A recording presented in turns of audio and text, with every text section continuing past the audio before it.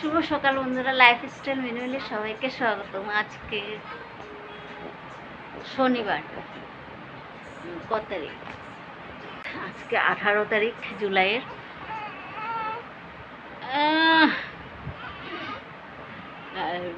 ভাত হয়ে গেছে, ছোট মেয়ে পাস্তা বানিয়ে নিয়ে গেছে নিজেই। আর নাতি তো সকাল সকাল উঠে কি বলে, ওই যে কোলে উঠবে, বিছানায় থাকবে না।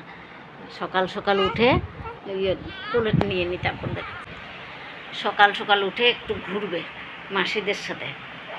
তারপর এখন ওই যে 8:30 বাজে, মেয়েরা এক মেয়ে তো চলে গেছে, আরেক মেয়ে যাবে, চ্যানেলের জন্য ভিডিও করছে। আর আমার এই যে নাতিয়ে ইয়ে করে এখন খাবে। কি হয়েছে? তরকারি কেটে রেখে এসছি, আলু পেঁপে কেটে রেখে এসছি, ভাজা কেটে রেখে এসছি, তো ওর মাকে দেব। কি কি হয়েছে? কি সকাল আজকে উঠেছে অবশ্য দেরিতে, 7:30 না, 7:45। ওর মাকে দিয়ে আসি।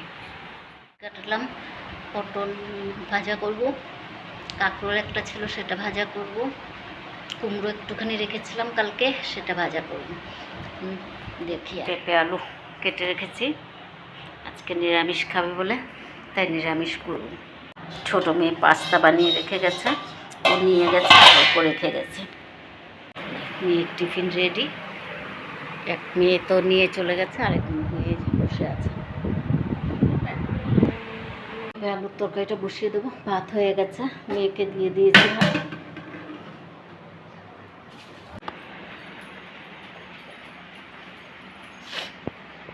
সাবধানে যাও। নাতির কাপড় চোপড় কালকের আজকের অর্ধেক ধোয়া হয়েছে, আবার বের হবে, আবার ধুতে হবে। এগুলো কালকেরও আছে, এখানে বেশিরভাগ কালকের, দিয়ে একটা আজকের। জামাই মেয়ে এদের কাপড় চোপড় সব ধোয়া হয়ে গেছে, আবার কিছুক্ষণ বাদে বের হলে আবার সেগুলো ধুতে হবে। রোদটাও সেরকম নেই, উঠছে আবার কমে যাচ্ছে, মেঘ করে নিচ্ছে আর কি। তো যতটুকু শুকায় কী করবো, আর উপায় নেই, শুকাতে তো হবে। নাতেরগুলো কমসে কম শুকিয়ে গেলে আর চিন্তা নেই। ওয়াশিং মেশিনে দিয়েছে তো কিছুটা টেনে গেছে, আর কিছুটা এই রোদের মধ্যে, এই গরমের মধ্যে মানে শুকিয়ে গেলে, রোদ উঠলো তো উঠলো ভালো কথা, উঠছে আবার কমে যাচ্ছে, এটাই হচ্ছে কথা। তো শুকাক, দেখি কী হয়। ভাজা বসিয়ে দিলাম, পটল ভাজা, কাঁকরোল ভাজা, আলু ভাজা, কুমড়ো, 3-4 রকমের ভাজা আছে। কাপড় শুকা দিয়ে এসে ভাজাগুলো বসিয়ে দিলাম। তো পেঁপের তরকারি হয়ে গেছে, পেঁপে আলুর তরকারি হয়ে গেছে, এখন এটা হয়ে গেলে, ভাজাটা হয়ে গেলে রান্নাঘর পরিষ্কার করে নেব। অনেকক্ষণ পরে আবার আসলাম, এই যে রান্নাঘর পরিষ্কার করিনি, পরিষ্কার করবো, বাসন টাসন ধুয়ে। রান্না টান্না করে টিফিন খেয়ে জামাই মেয়েকে ভাতটা দিলাম, জামাই খেয়ে চলে গেছে। আর মেয়ে একবারে চান টান করে আসলো, নাতিকেও চান করিয়ে দিল আজকে নিজে। তাই এখন আমি রান্নাঘর পরিষ্কার করবো, বসেছিলাম, ইচ্ছা করছিল না, আমার তো হাতে একটা অবস্থা নেই, তাই আমি বসেছিলাম। ইয়ে লাগিয়েছি, কী বলে, মুভ স্প্রে করলাম। আর ছোটো মেয়ে এটা রুদ্রাক্ষ এনে দিল হাতে ব্যথার জন্য। তো এখন রান্নাঘরটা পরিষ্কার করবো, করে চান করবো। নাতিরও একদম তেল টেল মাখিয়ে দিয়েছে মেয়ে, আর চান করে নিয়েছে, নিজেও করেছে, নাতিকেও করিয়েছে, আজকেও নিজে করবে বলে করে দিয়েছে। তো এখন আমি রান্নাঘরটা পরিষ্কার করে তারপরে দেখাচ্ছি। রান্নাঘরটা পরিষ্কার করে নিলাম, সব মুছে টুছে একবারে পরিষ্কার করে নিয়েছি। কাপড় চোপড় ধুয়ে একবারে চান টান করে আসলাম, এখনই এসে ঠাকুরের একটু জপ করে নিলাম।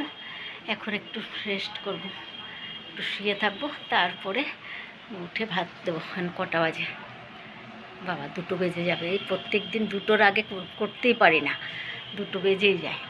ভাবি 2টোর আগে শেষ করবো, 12টা 1টার মধ্যে, কিন্তু হয় না,